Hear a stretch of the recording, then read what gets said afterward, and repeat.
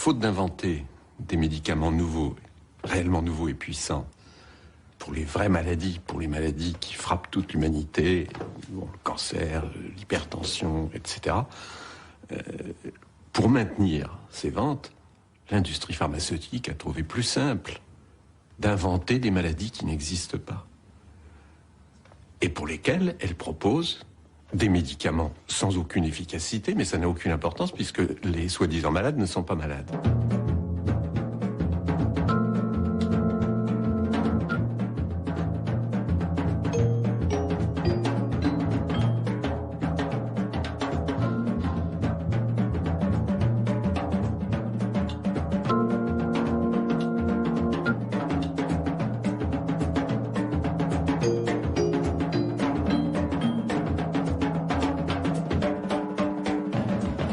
It's that week before your period. The irritability, mood swings, bloating. Think it's PMS? It could be PMDD, premenstrual dysphoric disorder. Those intense mood and physical symptoms the week before your period. Call your doctor right away because this can be a sign of a serious medical condition. Autour des règles, les femmes sentent un certain nombre de tensions, d'irritation, de l'angoisse. Enfin, bon. Ça a toujours été comme ça. C'était la source de beaucoup de scènes conjugales dans le passé, du temps où l'homme était dominateur. Alors on a créé le syndrome dysphorique menstruel. C'est pas beau ça? Retenez bien, le syndrome dysphorique menstruel. C'est-à-dire qu'au moment des règles, vous avez une dysphorie. Qu'est-ce que ça peut vouloir dire? Faut remonter au grec, c'est pas bien précis. Bon. On peut traduire ça en disant que vous avez un comportement un peu instable dans cette période-là. Mais ça se traite. On va traiter ça. Avec quoi? Et là, vous tombez de votre chaise. Ça s'est passé aux États-Unis.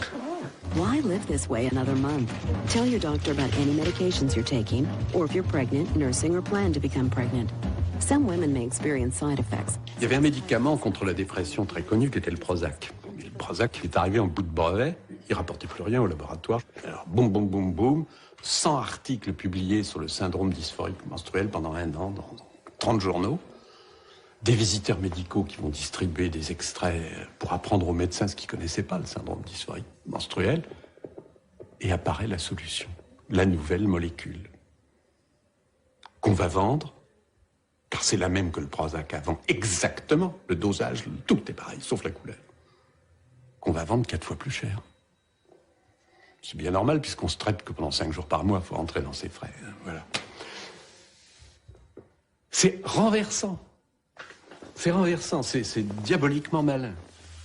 Doctors can now treat PMDD with the first and only prescription medication. If you develop a rash or hives, call your doctor right away, because this can be a sign of a serious medical condition. Il y en a qui ont remarqué, effectivement, parmi les firmes pharmaceutiques, qu'il y a une hypothèse intéressante qui serait non pas de s'épuiser ou de s'échiner ou de s'efforcer à trouver des solutions, à trouver un nouveau médicament pour un problème de santé, mais tout simplement, avec les médicaments qu'elles ont déjà, inventer un problème de santé qui conviendrait, entre guillemets, aux médicaments. Donc ça renverse le système, ça renverse la pensée. Elles ont un portefeuille, comme elles disent, de médicaments qui est utilisé pour ceci ou cela, ou qu'elles ont développé et puis qui vraiment ne passe pas la barre parce qu'il n'est pas assez intéressant. Est-ce qu'on ne pourrait pas inventer ou faire croire à une maladie ou un problème où ce médicament rendrait service? Imaginez que vous soyez fabricant de voitures ou carrossier. Votre objectif ne serait pas de fabriquer des chariots pour les cul-de-jatte. Il s'agit de fabriquer des voitures les plus attractives possibles pour ramasser, vous ouvrir ou maintenir les marchés les plus importants. Toute la problématique des industries en général, de l'industrie pharmaceutique en particulier, c'est la même. Autrement dit, ce qui va cibler les efforts de l'industrie ne sont pas les problèmes de santé publique, ne sont pas les malades, ce sont les marchés possibles. Les marchés possibles les plus intéressants pour elle, où elle vendra beaucoup et le plus cher possible.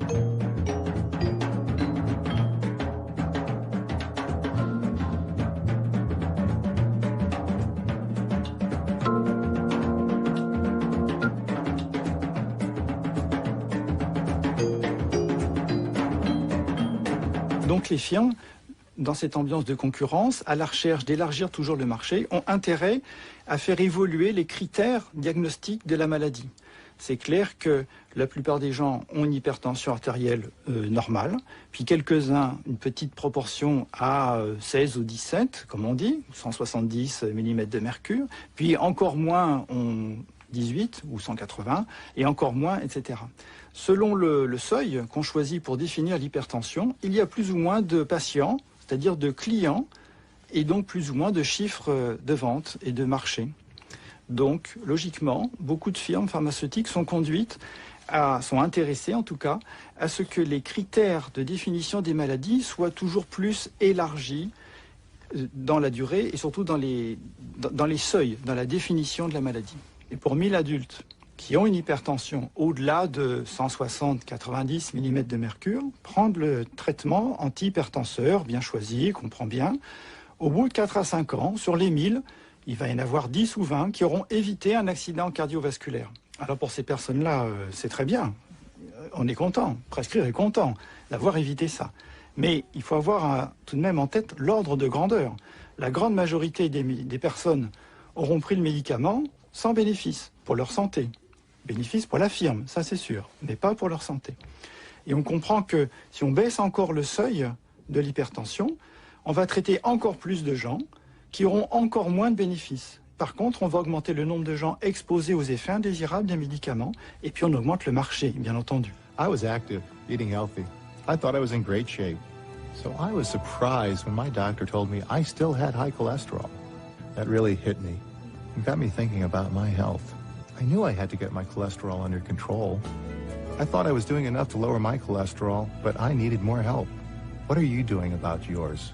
In the extreme, what they've been able to do is to persuade everybody. En poussant les choses à l'extrême, l'industrie pharmaceutique a réussi à nous convaincre que le taux de cholestérol des gens de 25 ans doit être la norme pour tous.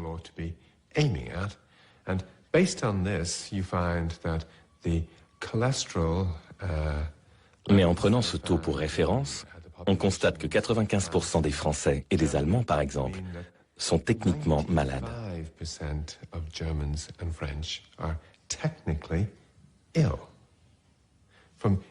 Du point de vue de l'industrie, c'est merveilleux. C'est un marché phénoménal. Ils peuvent dire à des masses de gens qu'ils doivent prendre des statines pour abaisser leur taux de cholestérol et ainsi réduire leur risque de crise cardiaque ou d'infarctus. Alors qu'on sait que si on n'a pas d'autres facteurs de risque, si on n'a pas déjà eu un infarctus, si on n'est pas en surpoids, si on ne fume pas, prendre ce type de médicament augmente au contraire votre risque de mourir.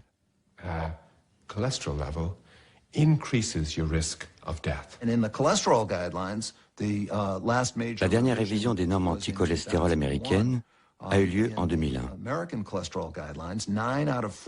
Or, 9 des 14 experts qui ont fixé ces nouvelles recommandations avaient des liens financiers avec l'industrie pharmaceutique. C'est très important car ces nouvelles directives ont quasiment triplé le nombre d'Américains devant prendre des statines.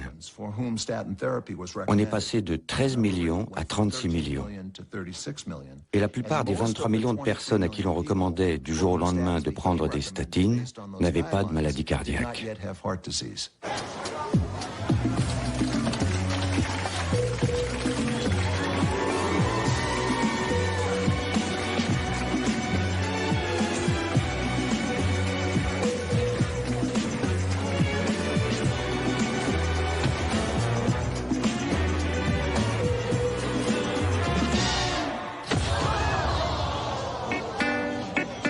One in 5 people has high cholesterol. Millions need treatment. The cholesterol community, what becomes known later to their critics as the cholesterol. La communauté du cholestérol, que ces critiques appellent la mafia du cholestérol, ne cherche pas simplement à montrer que la gestion du cholestérol conduit à des progrès dans le traitement des maladies cardiaques.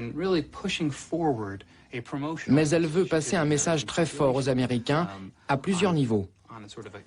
Le niveau des individus consommateurs, celui plus spécifique des patients et celui des prescripteurs. Et donc, ils utilisent toutes sortes de moyens pour que la population se préoccupe du cholestérol.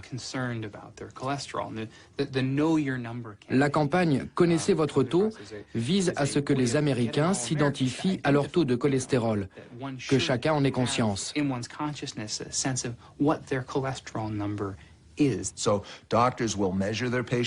Les médecins vont donc mesurer le taux de cholestérol, ce que les patients demandent. Si le taux est un peu élevé, le médecin va dire « Monsieur ou Madame Jones, vous avez du cholestérol, revenez dans 3 mois, et pendant cette période, faites de l'exercice, mangez moins gras, et on verra si le taux a baissé. » Le plus souvent, le taux ne baisse pas beaucoup avec ces changements de style de vie. Et là, le docteur va dire « Ah, ça n'a pas baissé. Je vais vous donner un médicament anti-cholestérol et vous n'aurez plus à vous en soucier. » Mais il rate complètement la cible car en changeant ses habitudes de vie, le patient a fait ce qu'il fallait pour réduire ses risques cardiovasculaires de 60 à 80%. C'est une intervention thérapeutique extrêmement efficace. Mais quand le médecin dit « on va vous donner un médicament et vous n'aurez plus à vous soucier de ces résolutions si difficiles à tenir », il se trompe d'objet car il ne réalise pas que le patient a fait ce qu'il fallait. L'exercice et la diététique ne font peut-être pas baisser le cholestérol, mais ils font baisser les risques cardiovasculaires.